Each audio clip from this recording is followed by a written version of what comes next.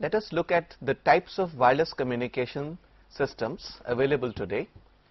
The first and the foremost is the radio transmission systems. These were one of the earlier systems and are popular till today because they can be very easily generated, and also designing the hardware is easy for them. Of course, there are some associated problems like frequency dependency, which means rays at a certain frequency get attenuated differently than rays at another frequency. This enforces the basic philosophy that air is a band pass channel. Then we have relatively low bandwidth for data communications. For voice, it was good. So radio, when we hear or talk about radio, we automatically think about voice-related communications. However, today, data traffic is more than what the voice traffic is. We have to cater to voice as well as data transmissions. Therefore, radio transmission will soon give way to other higher frequency transmission methodologies like microwave transmission. So the next method of wireless communications is to use microwaves, which is at a slightly higher frequency, smaller wavelength. Clearly, you can use them for long distance communications. Given a high signal to noise ratio, they are relatively easy to make, manufacture and use. The associated problems are they do not pass through buildings very well. Consequently, microwave links are point-to-point line of sight. Fine. So many times when you're driving down the highways, you will see tall towers periodically placed with parabolic antennas. They are usually the microwave point-to-point line of sight links. These microwave transmissions are also weather dependent as well as frequency dependent. Some other types of wireless communications, infrared and millimeter waves. So we are going higher on the frequency spectrum, and consequently we deal with smaller wavelengths.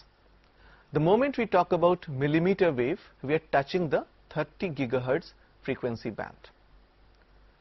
These now are used for short range communication simply because we get a high level of attenuation for millimeter waves. Infrared does not pass through solid objects and walls. We use IR for your remote control in the TV, but today IR can be used to build a small personal area network. Then of course we have light wave transmission. These are unguided optical signals such as lasers. We can have point-to-point links, interconnectivity between buildings. These are unidirectional, easy to install. Of course, they do not require any licensing. The associated problems are they are unable to penetrate through thick fog or rain. Yes, question? In general, what should be the range of this infrared? Okay. The question is, what is the range for infrared communication? So usually it can be about 10 meters or so. That is, we can only use it within the room or a large room at most. Millimeter waves also suffer from this problem. So when we look at millimeter wave communications, or for example ultra wideband, which is not exactly millimeter wave but it goes up to 10 gigahertz, we are confining ourselves to 10 to 15 meters only. Okay. So a term which has come up, personal area network or PAN, is the immediate application for these kinds of infrared and millimeter waves.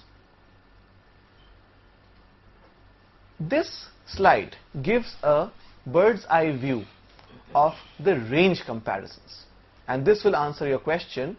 If you see, on the leftmost we have the infrared, which is suitable for personal area networks, and then just beyond it is in the pink circle is an application which is coming into the picture Bluetooth is slowly becoming popular. Then up to 100 meters we have the wireless LANs, the wireless local area networks. In this we have our popular 802.11b, for example, the Wi-Fi systems. Today we talk about hotspots. So you can go to Barista and probably have a hotspot, or go to an airport where we have Wi-Fi enabled areas where you can switch on your laptop and you're on the network. Of course, if you go out of the airport, you lose connectivity. So this orange line shows the range comparison for wireless local area networks. The green ellipse is the mobile telephony, wireless in the local loop. We go into kilometers, at most tens of kilometers. Later we will see that the distance or the cell sizes used for cellular networks depends not only on how far the signals go, but also on a couple of other things like interference and capacity. So we will figure out what determines the size of the cell other than just the propagation issue. In this slide, we're only talking about how far the rays will travel, provided the input power is fixed at a certain level. Then we go to the blue circles or ellipses here: FM radio, microwave, shortwave. These can go beyond the city limits, probably up to 100 kilometers or so. And of course, at the end is the satellite links. Here we have the growth parameters. This comparison tells us how popular and how fast are these new technologies being accepted. Telephone took 75 years to reach 50 million users. At the same time, radio took about 35 years. TV at that time was through wireless. Now it is cable TV. Took 13 years. Your standard wireless communications, 10 years. Mobile phones in India took about 10 years. We have just reached 50 million. And internet took 4 years because of the nature of the internet. So it tells us that the wireless communication is very much the way to go. This graph tells us the user growth pattern. On the y-axis, we have millions of subscribers. On the x-axis, we have the years, so up to 2004. What is to be concluded from this graph is the exponential rise of mobile communication systems. A late starter is mobile internet, and as we are evolving and getting into the 3G systems, we will have more accessibility of the internet through our mobile phones. So today, a lot of the mobile market is application driven. People talk about killer applications. Here, please note, I have put fixed and mobile internet. It still is wireless. It's fixed wireless. Today we also talk about fixed broadband wireless access.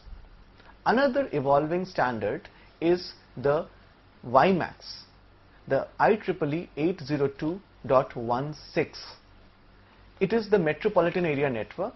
It has a fixed component to it. That will give you high speed connectivity for broadband wireless access. So the basic conclusion from this slide is that a good way to expand and improve our penetration in terms of broadband connectivity in India is to go for wireless, fixed and mobile connectivity. This is a traffic growth. This is instructive in the sense that I have plotted the voice growth pattern and the internet access, which is basically the data. One is growing linearly, the other one is exponential. Today, there is more data traffic than voice. In the next couple of slides, let's look at the Indian affordability factor from the perspective of telecom systems, especially wireless communication systems, because this will drive the growth in the Indian scenario. Today, India has over 1 billion people and only 180 million households. It's important to note these figures because most of the telecom equipment will be purchased based on a household. Today, India has more mobile phones, about 50 million, than fixed line phones, as of January 2005. An interesting comparison is the landline phones cost about 30,000 to install per line, and to recover the cost, if you look at the loan from the banks, etc., it's about 1,000 for economic viability. So really, if you put in a landline phone from scratch, the subscriber must pay about 1,000 rupees every month so that we can recover the cost. Anybody can say that this is not the way to go if we are going for rural telephony. Clearly, a landline solution will not give us the desired teledensity in rural India. Also, smaller cities will also not be willing to pay 1,000 rupees per month. It's important to realize because today most of the technological decisions regarding wireless communications are half business decisions and half technology decisions. So it's clear that not more than 3% of Indian households can afford a landline phone unless we do something about it. And the answer is simple. We need to go wireless in order to increase teledensity. So let's look at some more figures. The Indian mobile phone industry is adding about 1.5 million new users a month. However, these are mostly in the cities. I talked about the Telecom Regulatory Authority of India, which essentially regulates and makes the telecom policies. TRAI predicts that there will be about 150 million mobile subscribers by the year 2007. So we are still expecting a great growth pattern in the mobile industry in India today. The declining prices for mobile phone handsets will trigger and keep the sales rising into the future. That's essential. So today, a handset which costs 2,500 rupees, if it goes down to 1,500 or less, the growth pattern will continue. Because of the large geography, wireless is also the fastest and the cheapest way to deploy. In Northeast and Uttaranchal, for example, people are trying to experiment with the IEEE 802.16, the WiMAX, which is again an evolving standard, to see how well we can deploy it. So the trials are going on right now. A large cellular subscriber base will give the telecom carriers the economies of scale. That's very important. As I mentioned, the next big milestone in the Indian telecommunication industry will be broadband connectivity, and I should add it will also be triggered by the wireless broadband access. According to TRAI, India's current broadband penetration is negligible, almost 0.02%. That's the place we have to work on. And that's where some of these new standards like WiMAX is coming into picture. The prediction is that we'll have 3 million broadband users by 2005. So the conclusion at this point is we have to do a lot of work from the Indian perspective. The market is growing, but we must know where to focus and what are the current research areas. Let us now look at a simplified wireless communication system.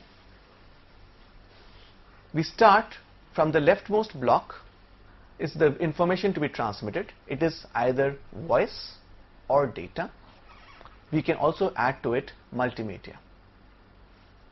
This could be a person speaking, or a person trying to check the internet, download the stock quotes, or check the cricket update, or send an MMS clip to his friend. The data is first digitized, whether it is voice or data in the initial format. It is then coded for error correction. So this coding block implies it is getting coded for channel errors. Then we pass it through a modulator and then through a power amplifier onto an antenna. How much power we radiate is also constrained. As we mentioned before, not only a higher power emitted will use up my battery power more, it will cause extra emissions which can be interference for others. One person's signal may be interference for others. So it's like a man-made noise. We do not have the luxury to increase the signal to noise ratio just by increasing the power emitted. At the receiver side, we amplify it, demodulate it, decode it, and recover the transmitted data. This is a simplified version. As we will see along the course, we can have not a single transmitting antenna, but several transmitting antennas and several receiving antennas. So we can have a multiple input, multiple output system. Let us now look at the current wireless systems. The first and the foremost is the cellular systems, and we typically say cellular networks because it is a good network. Then we have the wireless local area networks within the home environment, within hospitals, within labs, the satellite systems, paging systems which have almost been phased out now, but we'll still mention them, and personal area networks, the emerging systems. A quick look at cellular systems. The name cellular comes from the fact that the whole area of coverage, it could be a city like Delhi, is first divided into cells. For depiction only, we have shown them as hexagonal cells. Each cell has a center black point, as you can see. It represents the base station, correct. However, in real life, cells are not hexagonal. They are not circular. They are not square. They are irregular. What determines the cell boundaries? Well, couple of things. The first thing is the link budget. Link budget is defined as the total power that is emitted and the total power that is received. Okay. So, if we have buildings or foliage or tall towers in the middle which block the radiation, the received power will be less. Consequently, the cell boundary might get affected. The second thing that determines the cell boundary is the number of people in the cell. The capacity. A cell can only support so many users. For example, if you have an X amount of bandwidth in a cell, and if you can support 100 users, the next user that comes into the cell will be denied service. The other way is the cell shrinks its boundary and only accommodates enough number of users that it can support. In some cases, like the CDMA systems, the cell boundaries are not fixed but adaptive. The third thing that determines the cell boundaries is the interference. Where does interference come from? Well, we talk about something called as a reuse of frequency. If you see in this diagram, there are blue cells which are spaced apart, there are light green cells, and there are dark green cells. Cells of one color are using one certain frequency band. The frequency is being reused, assuming that the reuse distance is such that the received power is below a certain threshold, but still it causes co-channel interference. So an interference which is coming from a cell which is using the same frequency is called the co-channel interference. Sometimes we would have a lot of co-channel interference because our user is at the boundary of the cell, and sometimes the co-channel interference can be less. So co-channel interference itself will also determine at the design stage what is the size of the cell.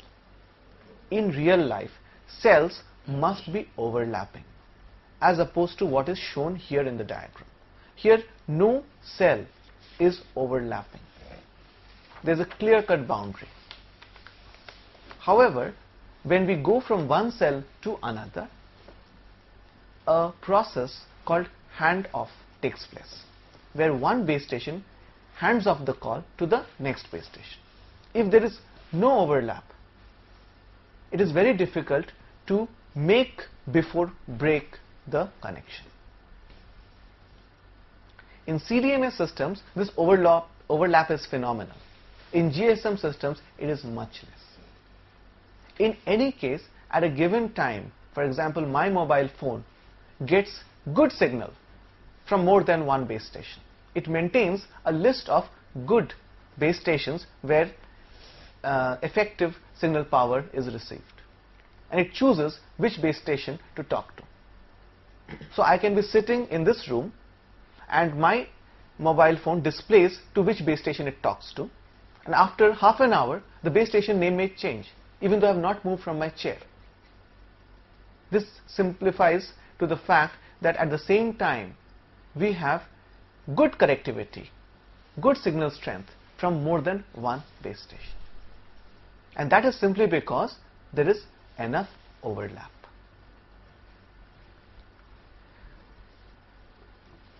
The second system that we can talk about is the wireless local area networks. The concept is simple. You have to have an access point, mentioned here as an internet access point. And since it's a local area network confined to a few hundred meters, you have a couple of nodes here. We connect local computers and hence confined regions. Breaks data into packets and sends. There are various protocols.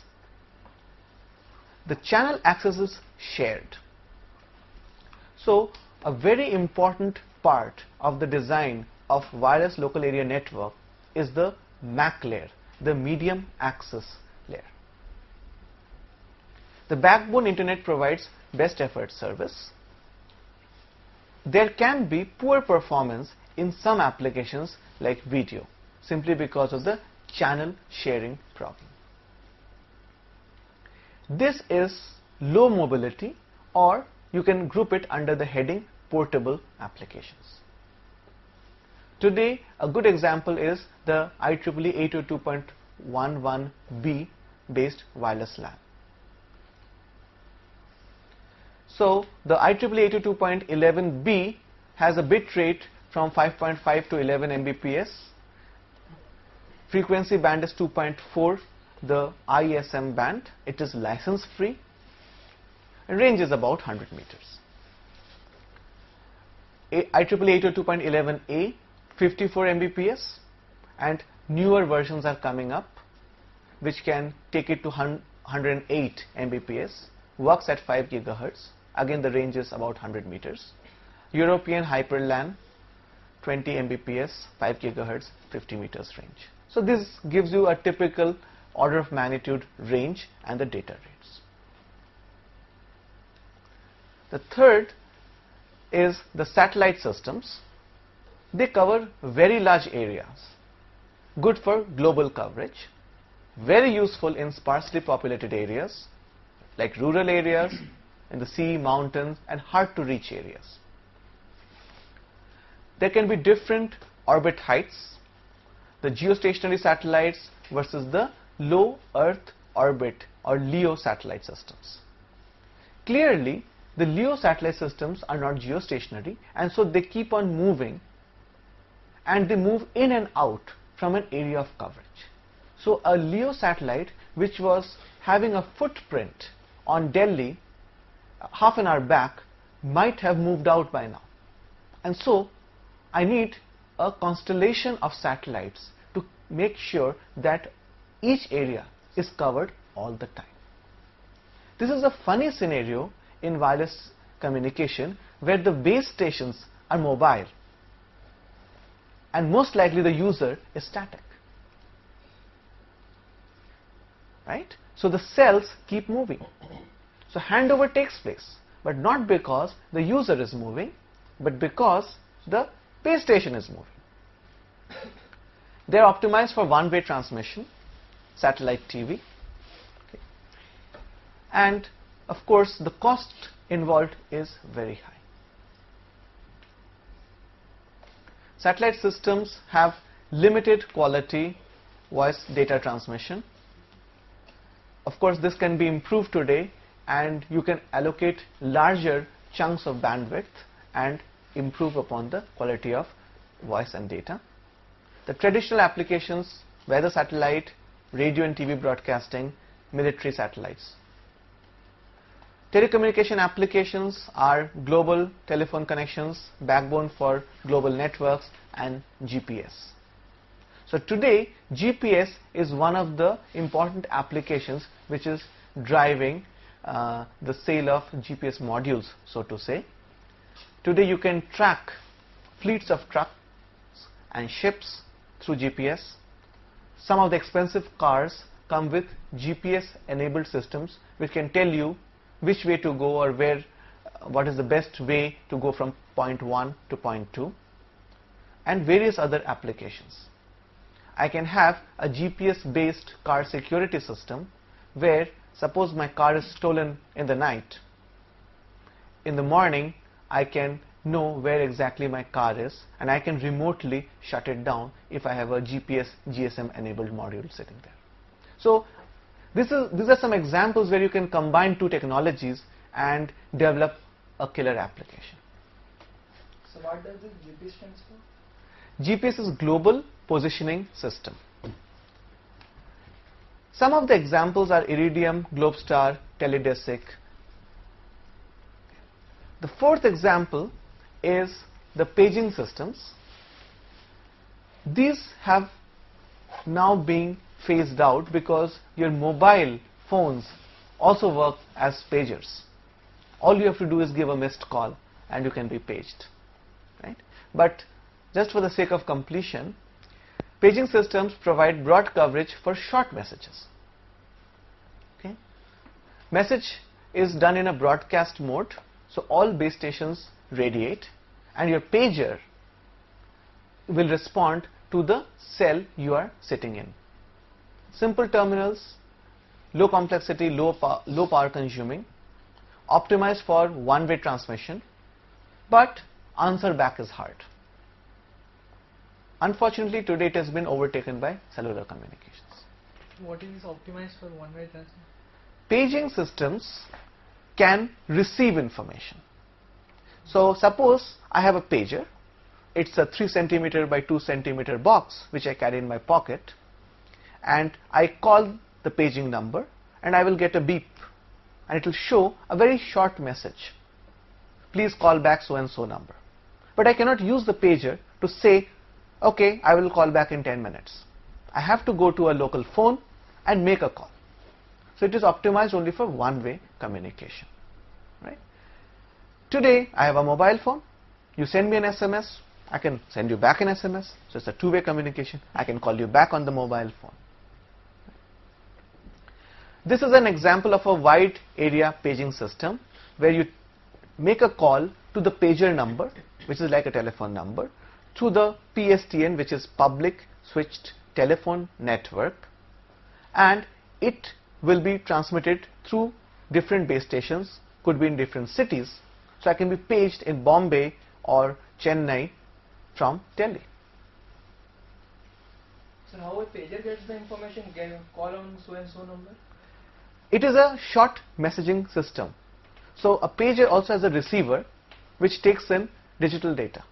So when I transmit back, when I send the data from the base station, I also send a packet which tells me the short message that is to be done. And a pager has a small LCD display which displays it.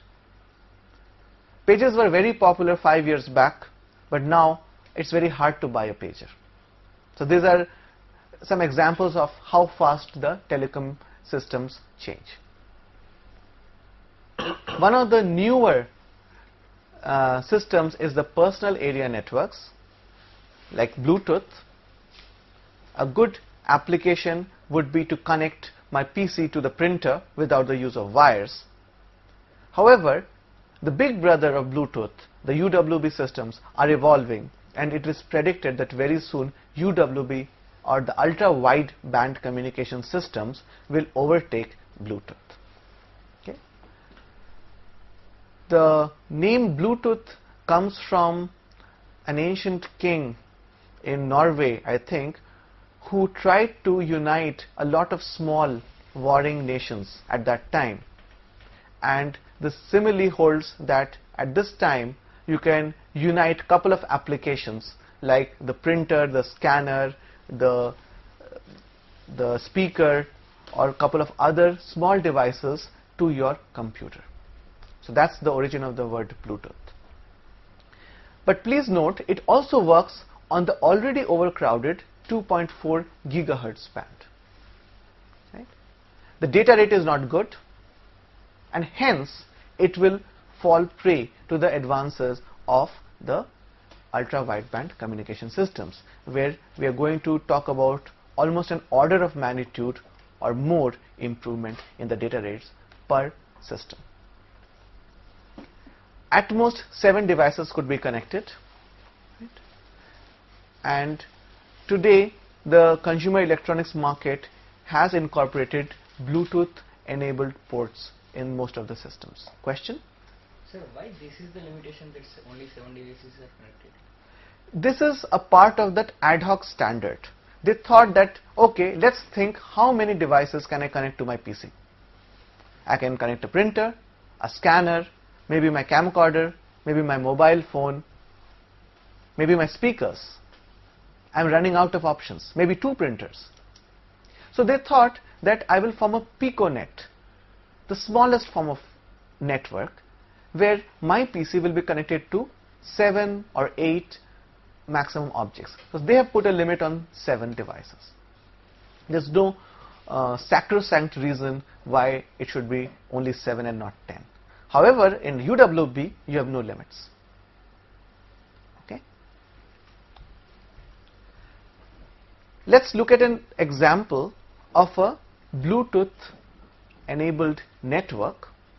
You always have an access point which is connected to a local area network. Bluetooth forms its own piconets. So I can have a headset, but today I'm bogged down because a wire from my headset is coming to the Walkman. Why should there be a wire? My mobile phone, right?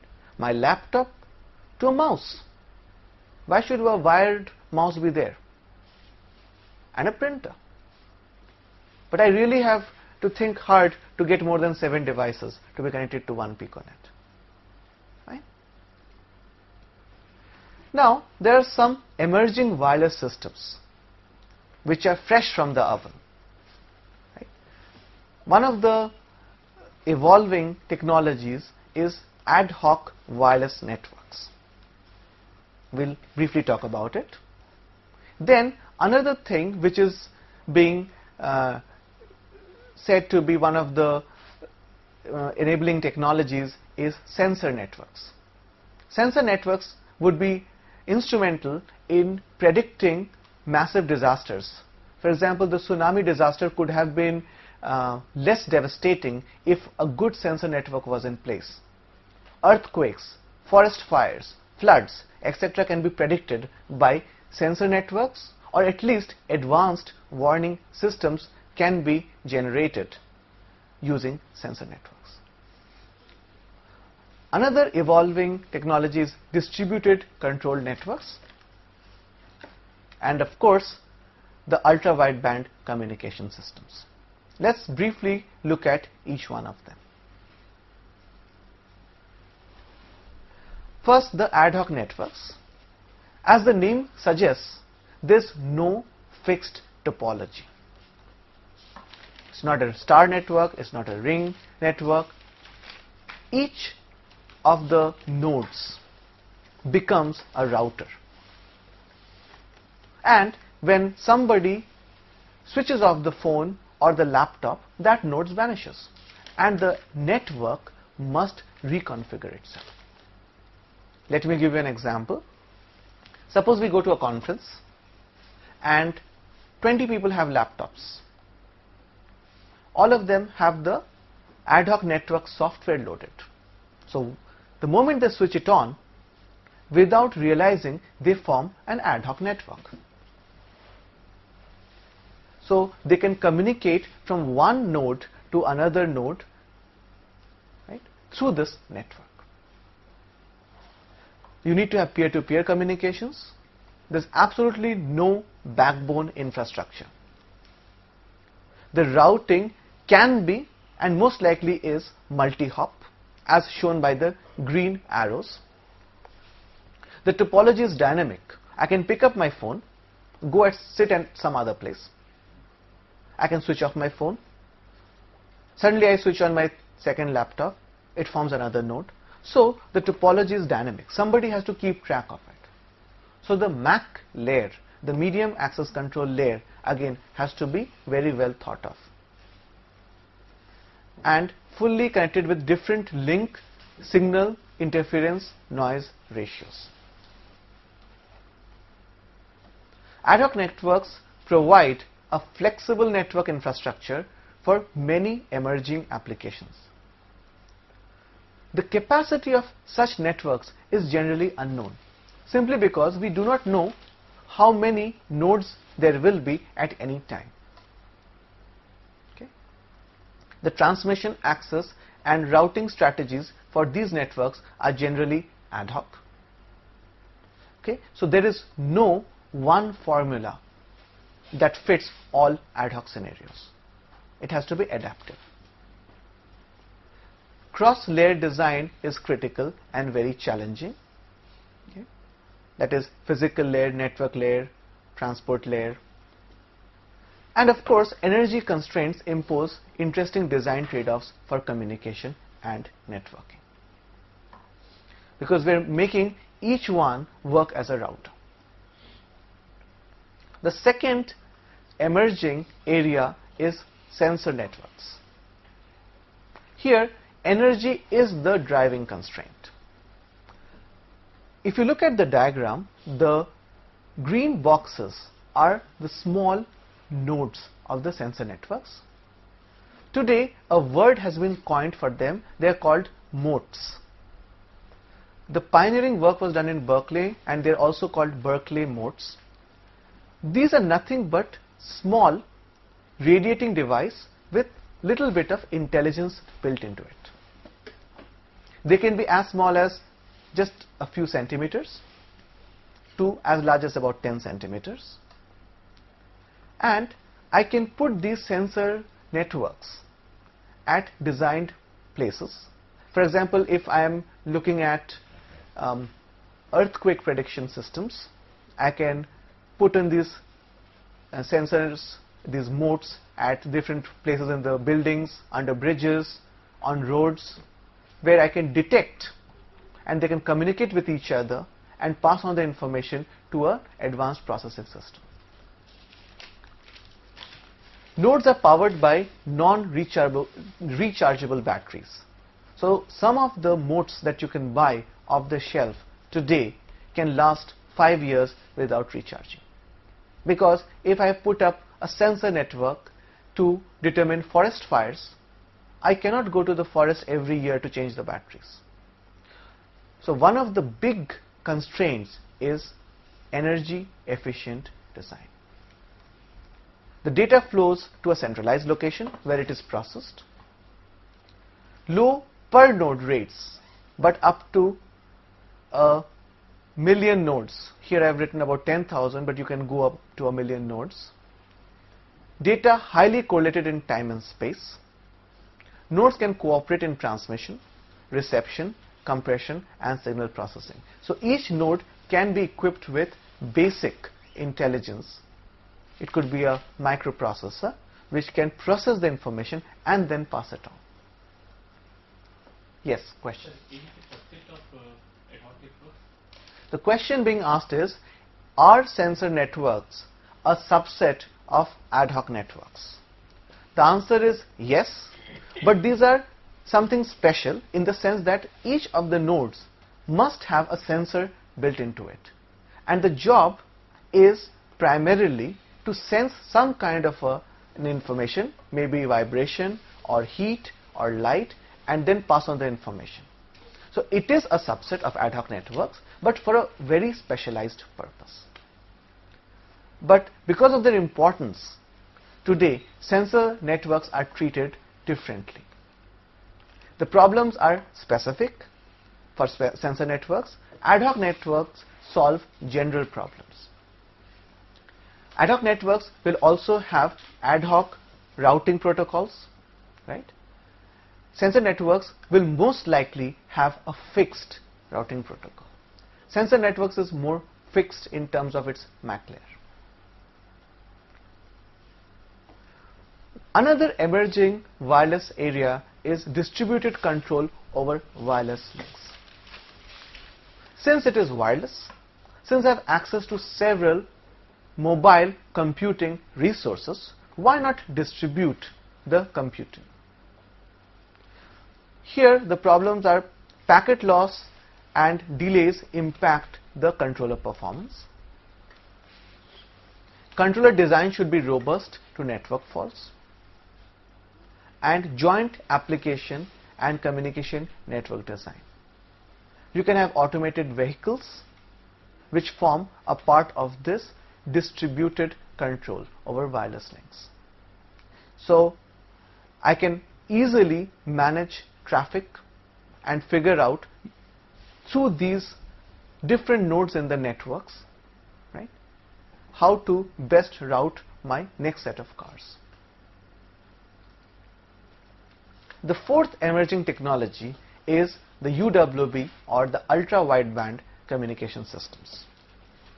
It's an emerging technology and can transmit data at around 100 Mbps. The next generation UWB systems can go up to 1000 Mbps. It's still being worked on. UWB essentially transmits low power radio signals with very narrow pulses of the order of nanoseconds or even sub-nanoseconds. There's another school of thought where the ultra-wide band, the large bandwidth allocated for UWB communications, is subdivided into sub-bands, and then within each band you send pulses. So the pulses are broader in that sense. Generating nanosecond or sub-nanosecond broad pulses is a challenge in itself. The receiver design also poses many challenges. However, because of its low power requirements, UWB is very difficult to detect. It's almost in the noise floor and hence inherently secure. Long time back, UWB was very much related to defense applications. Today, it is being used for commercial applications. Excuse me. Yes. What is the center frequency for UWB? Yes. In this slide, we have the frequency domain representation for the UWB systems.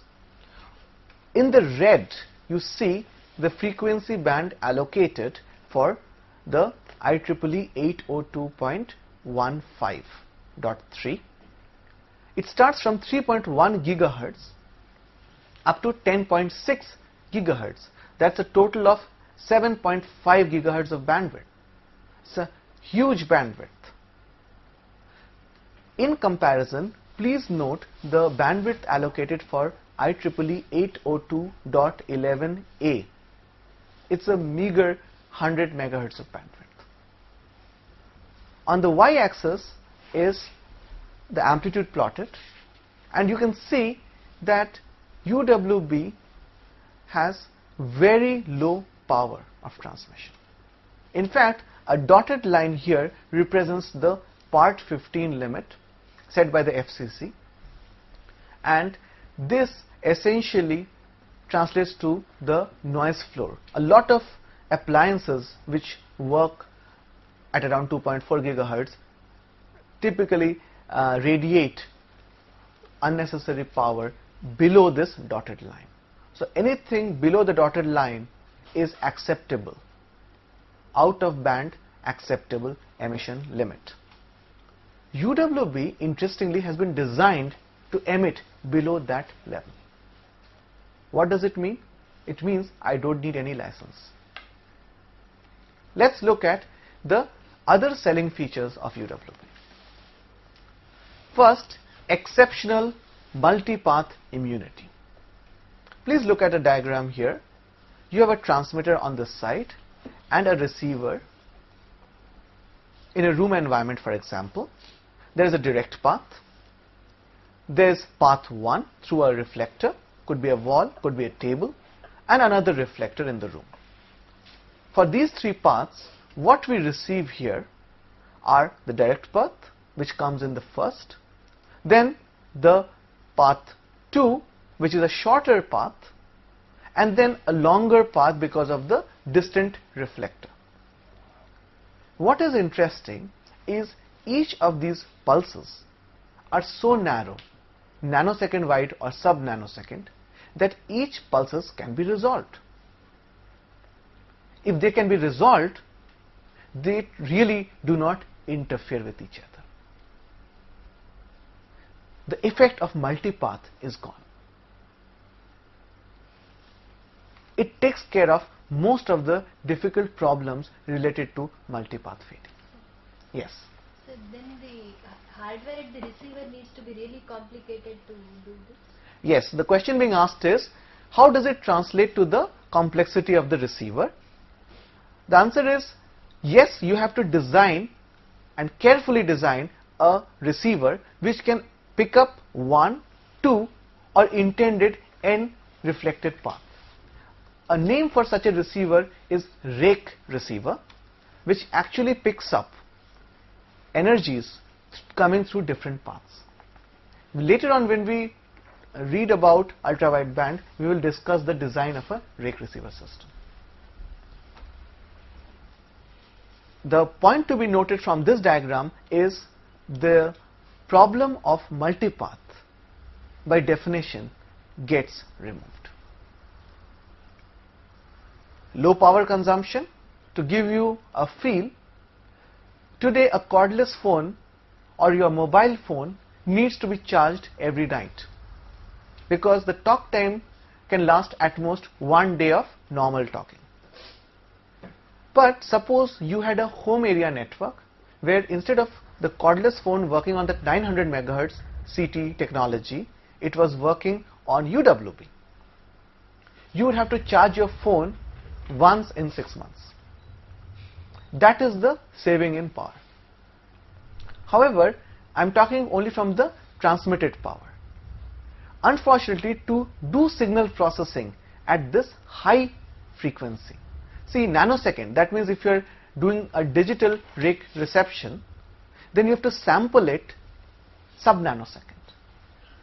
Your A to D converter must work at that rate. And the A to D itself will consume a lot more power. So those are the design constraints. The power is consumed not for transmission, but for processing. So one of the challenges of UWB is to make low power hardware for processing of very narrow pulses. Okay. Large bandwidth, as I mentioned before, 7.5 gigahertz, that will give you humongous amount of data rates. Secure, because I am sending noise-like emissions, very hard to detect. Low interference, because I am transmitting at a level which is below the general interference level of other devices. Hence, we do not need a license to operate. We do not interfere with any other emissions, and they are going to be the next generation wireless communication systems. Here are some of the examples where UWB can be used. So, as I mentioned before, if I have a TV, my music system, my camcorder, my VCR, I can connect all of them wirelessly through UWB applications. Or I can have a body area network, variable computing. That's the next generation systems, and UWB can enable it. So, I have a camera here, I have a Walkman here, I have a security device here, I have a mobile phone here. They're all wirelessly linked through UWB. I can have a police officer with a gun which is wirelessly linked to a central unit, maybe fixed to his belt. So suppose a gun is taken from his hand and it goes beyond a certain distance, the gun will become useless. The criminal cannot operate it. So the gun can only be operated by the police officer. Some of the applications that can be thought around a body area network. A wireless desktop, as I mentioned before, Bluetooth was supposed to do all these things, but UWB systems will take over very soon. A slide on spectrum regulation. UWB doesn't require any licenses. However, most of the other applications do require licensing. Worldwide spectrum allocation is controlled by ITU-R. It stands for International Telecommunication Union. ITU auctions spectral blocks for predefined applications. Some spectrum is set aside for universal use. Spectrum allocation and regulation heavily impacts the evolution of wireless technology. Let me give you an example. In India, TRAI regulates the spectrum uses. TRAI also charges, the Indian government also charges a lot of money to license these things. One of the reasons which determines the financial viability and getting into the green of the telecommunication mobile system industries is how much license fee they have to pay. If the license fee is too much, then it will take a much longer time for them to come out of the red. So how much money you have to pay in terms of license will determine how much time it will take for you to start making profits. And some of the standardizing bodies, CCIR, the ITU-R, are some of the important standardizing bodies. IEEE is also a standardizing bodies. So frequently you will be looking at standards certified by one of these bodies. Okay. We'll conclude today's lecture at this point in time, and the next class we'll look at some more cellular systems